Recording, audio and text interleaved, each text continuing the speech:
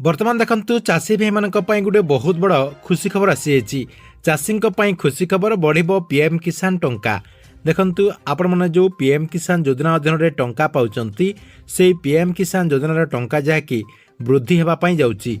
तेबे आपणकर जो पीएम किसान योजना टंकाटी वृद्धि हेबो बोली कहा जाउची।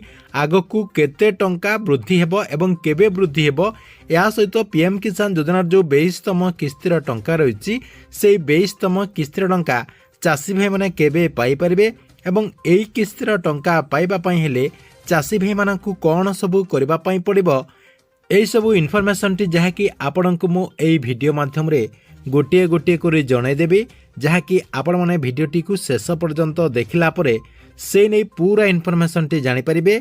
सेति पई वीडियोटी को बिना स्किप करके शेष पर्यंत देखंतु। ता पूर्वरु वीडियो को गोटे लाइक कर दियंतु एवं जो माने चैनल टी को एजा सब्सक्राइब करनाहांती चैनल टी को सब्सक्राइब कर दियंतु। देखंतु आपण माने समस्ते जानिचंती जे पीएम किसान योजना जो टंका रही अर्थात आपण मानकू जो वर्ष को पीएम किसान योजना अधीन रे जो 6000 टंका दिया जाउची से 6000 टंका आपणकर वृद्धि हेबा पई जाउची। अर्थात आगो को आपणकर फेब्रुआरी 1 तारिख रे बजेट रही एई बजेट रे पीएम किसान योजना जो टंकाटी रही से टंकाटी आपणकर वृद्धि हेबा पई जाउची।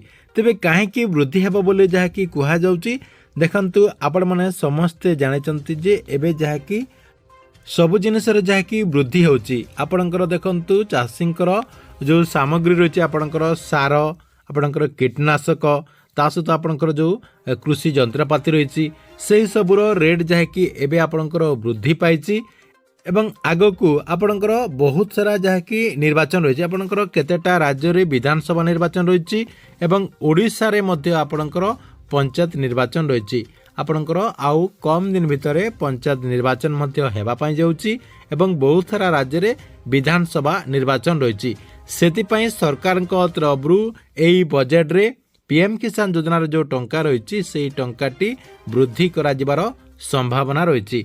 अर्थात बहुत सारा लोक माने मध्य आलोचना करजंती जे पीएम किसान योजना टंकाटी एई बजेट रे निश्चय बढ़ा जिवो। या सहित ए नहीं आपणकर जो बड़ बड़ सोशल मीडिया रही बड़ बड़ आपणकर जो न्यूज चैनल गुड़िक रही से जहाँकि आपणकर ए नहीं आलोचना मध्य करा जाउची। सेतिपई अधिकांश चाषी मनरे जहाँकि आशा रही जे एई बजेट रे निश्चय पीएम किसान योजना टंकाटी वृद्धि पाइब। तेबे देखंतु एई बजेट रे पीएम किसान योजना जो टंका रही से टंकाटी वृद्धि कले केते टंका वृद्धि हेबार संभावना रही। देखंतु पूर्वरु आपणकर कहगला जे आपणकर जो 6000 टंका वर्ष को मिलছে सेटा जहाँकि आपणकर 8000 टंका करा जिवो। तापरे पुणी कहगला जे आपणकर ए जो टंकाटी रही 6000 टंका को सरकार तरफरु आपणकर 9000 टंका करिवे। पुणी कहगला ए 6000 टंका को सरकार तरफरु 10000 करिवे। पुणी तापरे किछि लोक जहाँकि कहले जे आपणकर ए जो टंकाटी रही 6000 टंका को 12000 टंका करिवे। देखंतु आपण मानको मु कहि दउची जे एबे आपणकर जो कहा जाउची जे आपणकर जो 6000 टंका रही एई 6000 टंका को जदि सरकार तरफरु वृद्धि करा जाए ताहले आपनको केते टंका मिलबार संभावना रही। देखंतु सरकार तरफरु आपणकर 9000 टंका करि पारंती किंबा आपणकर 12000 टंका मध्य करि पारंती। अधिकांश जहाँकि चांस रही एई टंका को 12000 किंबा आपणकर 9000 टंका करिबार पूरा चांस रही। एई भितरे जे कोनोसी आपणकर अमाउंट जहाँकि वृद्धि हो पारे आपणकर 9000 किंबा 12000 टंका देले आपण गोटे किस्त रे 4000 टंका पाइबे। जदि सरकार तरफरु 9000 टंका दिया जाउची ताहले आपण माने गोटे किस्त रे 3000 टंका पाइबे। आपण मानको जहाँकि सरकार तरफरु गोटे किस्त रे 3000 टंका मिलिबो। तेबे आपण माने कन्फर्म हो गले जे एई बजेट रे सरकार तरफ जदि पीएम किसान योजना टंकाटी वृद्धि करा जाउची आपणको 9000 किंबा 12000 टंका मिली पारे। नेक्स्ट देखंतु आपणकर जो 22तम किस्तिर टंकाटी रही देखंतु एबे आपणकर जो 22तम किस्तिर टंका रही 22तम किस्तिर टंका को नहीं मध्य बहुत सारा चाषी भाई माने अपेक्षा करचंती जे सरकार तरफरु केबे एई टंकाटी दिया जिवो। ଦେଖନ୍ତୁ ସରକାରଙ୍କର ନିୟମ ଅନୁସାରେ ଆପଣଙ୍କର ଏଇ ଫେବୃଆରୀ ମାସରେ 22ତମ କିସ୍ତିର ଟଙ୍କାଟି ମିଳିବା କଥା, କିନ୍ତୁ ଆପଣଙ୍କର ବଜେଟ୍ ଥିବାରୁ ଏବଂ ପିଏମ୍ କିଷାନ ଯୋଜନାର ଟଙ୍କାଟି ବୃଦ୍ଧି ହେବାର ସୂଚନା ମିଳିଥିବାରୁ ଆପଣଙ୍କର ଏ ଯେଉଁ ବଜେଟ୍ ରହିଛି, ବଜେଟ୍ ସରିଗଲା ପରେ ଆପଣଙ୍କର 10 ଦିନ କିମ୍ବା 8 ଦିନ ପରେ ଆପଣଙ୍କୁ ପିଏମ୍ କିଷାନ ଯୋଜନାର ଟଙ୍କାଟି ମିଳିବାର ଚାନ୍ସ ରହିଛି। କହିବାକୁ ଗଲେ ପିଏମ୍ କିଷାନ ଯୋଜନାର ଟଙ୍କା ଆପଣଙ୍କର ଫେବୃଆରୀ 15 ତାରିଖ ପରେ ନିଶ୍ଚୟ ମିଳିବ।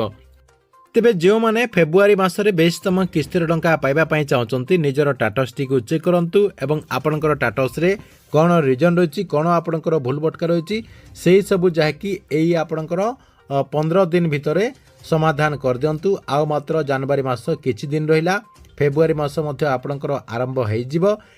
ଫେବୃଆରୀ ମାସରେ ଆପଣଙ୍କୁ ପିଏମ୍ କିଷାନ ଯୋଜନାର ଟଙ୍କା ମିଳିଯିବ। ସେଥିପାଇଁ ଆପଣମାନଙ୍କୁ ଫେବୃଆରୀ 15 ତାରିଖ ଭିତରେ ସବୁକିଛି ଯାହାକି ସମାଧାନ କରିବା ପାଇଁ ପଡ଼ିବ। ଅର୍ଥାତ୍ ସରକାରଙ୍କ ତରଫରୁ ପିଏମ୍ କିଷାନ ଯୋଜନାର ଟଙ୍କା ଦେବା ପୂର୍ବରୁ ଡକୁମେଣ୍ଟ ଗୁଡ଼ିକ ଭେରିଫାଏ କରିଥାନ୍ତି। ସେଥିପାଇଁ ଆପଣମାନେ ଯଦି ଏବେଠାରୁ ସବୁକିଛି କରିଥିବେ, ଆଗକୁ ପିଏମ୍ କିଷାନ ଯୋଜନା ଅଧୀନରେ ଲାଭ ପାଇପାରିବେ। ଠିକ୍ ଅଛି, ଏଥିଲା ଆପଣଙ୍କ ପାଇଁ ପିଏମ୍ କିଷାନ ଯୋଜନାକୁ ନେଇ ଗୋଟେ ବଡ଼ ଅପଡେଟ୍।